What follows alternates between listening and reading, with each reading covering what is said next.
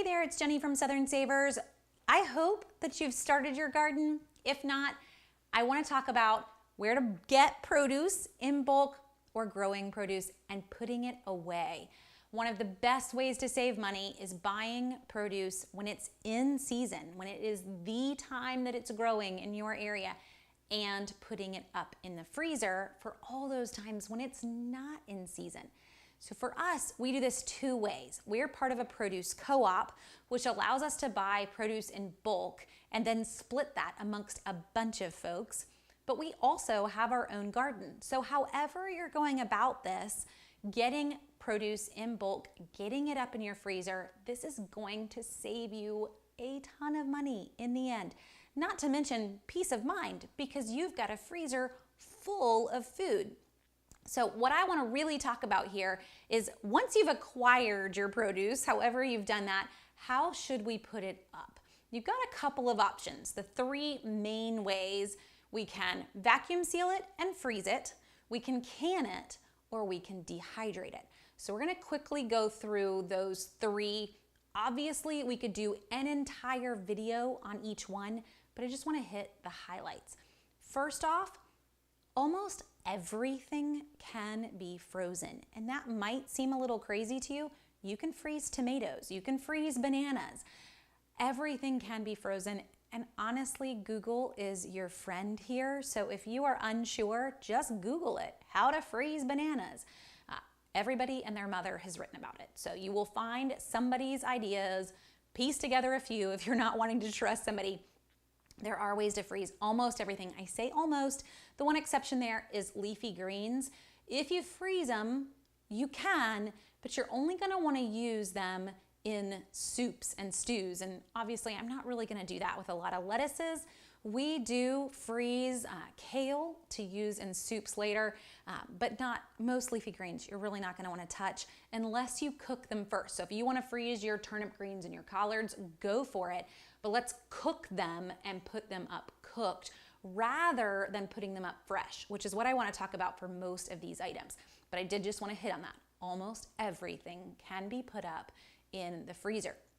So if we choose to freeze, this is where you want to vacuum seal. If you're going to take the time to put up bulk produce, the goal is to get it to last longer than 6 weeks. And that is as long as a Ziploc bag can hold you. So we're not talking Ziploc bags here or zipper bags.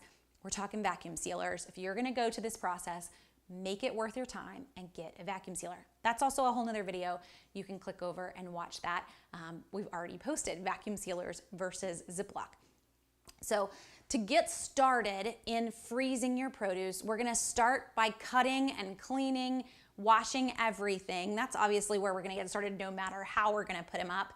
You want to go ahead and cut, get your broccoli heads done. Remember, you can eat the stem, so don't just get all fancy and go with the heads. I'm kind of guilty there, so I'm talking to myself. I wanna clean, I wanna husk my corn, all of that, so that it's ready to go. Washed, cut, ready to go. Step one towards freezing is that almost every fresh vegetable really needs to be blanched before it is put up. So blanching for pretty much all the vegetables means you're gonna put it into a pot of boiling water for 30 seconds. It's not very long. So you need to have this prepped and ready. It's gonna go in the pot of boiling water. It's gonna come out of the pot of boiling water directly into an ice bath so that you are taking it from boiling and you're cooling it down as fast as you can, because if you don't, it's gonna continue cooking. The point here is not to cook it, it's to blanch it. You're just stopping the enzymes and proteins that are gonna continue to break down once it's been cut. It's no longer growing. We wanna stop that. So blanch for 30 seconds in a pot of boiling water, straight from that into an ice bath. After the ice bath, I'm gonna drain. So for us, my little tip here is that we put this into a pot or a larger bowl of ice water so that it comes straight from here into the strainer into an ice bath, because now I can take this out of the ice bath, finish draining it, and I'm ready to go to put it up, versus having to fish all of that out around the ice cubes. Just gets a little tricky. So that's a little tip for our family. Straight from here, I wanna kind of get as much of the water out as I can. So use your hands to smush down a little bit, drain it really well, shake it, whatever you wanna do. We wanna get most of the water off. Now we're ready to freeze, and you wanna go ahead and freeze in family size portions. So whatever that looks like for your family, make your vacuum sealed bags, freeze as much as you want. My kiddos tend to make the bags a little big, but I'm not gonna wanna put up an entire bowl of green beans. I'm gonna instead wanna blanch this, take this out of the ice bath, and maybe, for us, it's like 2.5 cups of green beans tends to be the perfect amount, which would probably be about to here. It's ready to be vacuum sealed. So that's how simple it is. We can have all of this cut and put up usually within an hour and a half of getting home from our produce co-op. So if you went, let's say you bought a whole case of corn, which is 4 dozen ears of corn. Sounds like a ton, I know, but you're also gonna put this up for the rest of the summer into the fall. So you grab a crate of corn, that's really what it looks like, 4 dozen ears of corn. Do you know how much that costs at the farmer's market in bulk? Less than 20 bucks, guys. You just bought 4 dozen ears of corn. You end up paying about 20 cents for an ear of corn versus the grocery store on sale is 40 to 50 cents. So you're saving money by buying in bulk and putting up, I promise.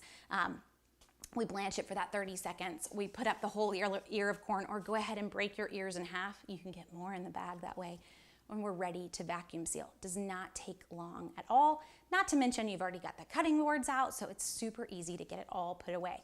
That is the idea of freezing. You definitely want to vacuum seal. You've taken all the time to blanch, you've taken all of that. Do not waste your time by putting it into a zipper freezer bag. Now, let's talk canning. Canning, I don't necessarily need to blanch because in the process of canning, that food's gonna get really hot. Depending on how you choose to can, there are 2 ways to can. You can do a hot water bath canning. That's actually the least amount of equipment required because you can literally do it in just your tallest stock pot. Your can's going to go in the pot of boiling water. I've done this old school, and you can look this up on YouTube as well. You literally take a kitchen towel, put it in the bottom of your pot so that the can's not gonna bump against the bottom of the pot. You can also put kitchen towels around other cans. I know that seems strange, but they're in boiling water. They're not gonna burn, and it can be a hot water bath. So no equipment needed if you choose that option. Most people, though, recommend for vegetables that you do pressure canning. And to pressure can, I need a pressure canner. So that's another piece of equipment, and I know that may not be on the list. So keep in mind, everything, even tomatoes, can be frozen. So I don't have to can, but it can be nice. So we're talking in terms of canning, if you're growing a lot of tomatoes, if you're growing okra, you've got cucumbers and you want to turn them into pickles, beets, they're great canned. You can even do your jams and your jellies and all of that. Jams and jellies, by the way, are great for hot water baths. They don't need to go into a pressure canner. Pressure canner can do 4-ish jars at a time. So for us, I've got this batch of tomatoes from Co-op today. It's 10 tomatoes, and we actually already have a number in the fridge. This is the perfect amount to get about 3 jars worth, 3, maybe 4 jars worth of tomatoes. All we're gonna do is take the tomatoes, cut them, core them. First boil them for just a few seconds. The skins peel right off when you boil them, then cut them, core them, and they're ready to go in wedges straight into the jar. In terms of canning, follow the instructions. Each canner is gonna come with a book that walks you through how to do it, so it's pretty simple. But you're gonna can 3 to 4 jars at a time, depending on what you have. So we're talking small batch canning, and it may be if you've got a garden growing, that every couple days we've got a batch of tomatoes, we go ahead and can them. Because how many of us are guilty of having a garden growing and the produce is going bad before you're taking the time to put it away? But if you get into the routine that every couple days we take the tomatoes that are fresh from the garden and we go ahead and can them, they're not gonna go bad. So get into the routine of putting these things away, and it's gonna be second nature. The goal here, not to waste food, to get our freezers and our pantries packed with fresh food so that we have it during the winter. So that's canning in a nutshell, really quick. And the last option is dehydrating. And here you could grab a dehydrator and another piece of equipment, but we're already kind of equipmented out. Use your oven, guys. You can dehydrate almost every vegetable in your oven. It's gonna take some time. and a lot of it, but you're gonna put your oven at about 200 degrees. Depending on the vegetable, you're looking at anywhere between 3 to 7 hours. A vegetable like tomatoes that's super, super moist is gonna take longer than a vegetable like kale. So it just depends on the vegetable. Again, Google is your friend. Just Google dehydrating tomatoes in the oven. You will find hundreds of recipes, they're all the same, of how long to do that. And one tip on dehydrating your own veggies in the oven, spread them out so that air can get around all those pieces. It's gonna go a lot faster for you. And go ahead and season them if you want. Put some salt and pepper or other spices on those veggies before you dehydrate them. Kale chips, pretty amazing. So take the time to do that, spread them out, and then stick them in the oven and let them toast, in a sense, for a few hours, and you've got dehydrated foods. To help them last even longer, vacuum seal them when you're done dehydrating them, but they're going to last for ages. One other thing that you can do with your dehydrated food is can them. Crazy, I know, but if you've taken the time to dehydrate your corn or dehydrate other items, canning them is a great way as well. Not wanting to necessarily do a hot water bath on that, just wanting to get a basic seal.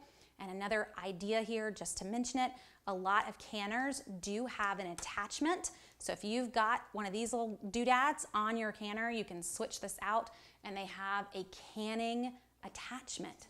Crazy, but look it up. And then you can at least suck out the air from those jars of dehydrated food to help it last even longer. So there you go. If you've got a ton of produce, take the time, little bit of time. We don't even need to spend hours here. Whatever you've brought in from the garden today or grabbed extra from the farmer's market or your produce, if you grabbed something that was on clearance at the grocery store, take the time, get it cut, get it blanched and put up before it goes bad. Get your freezers stocked if you're going with the freezer option, or get them canned, however you choose. But that's 3 ways to get a ton of fresh produce put up before it goes bad. So hopefully this helps you guys. Make sure to subscribe so that you can catch all the new videos as we post them, and also pop back over and watch all the ones we've already posted, like canning versus vacuum sealing and how to join a produce co-op. We've covered it all. So head back, watch old videos, and make sure to catch all the new ones.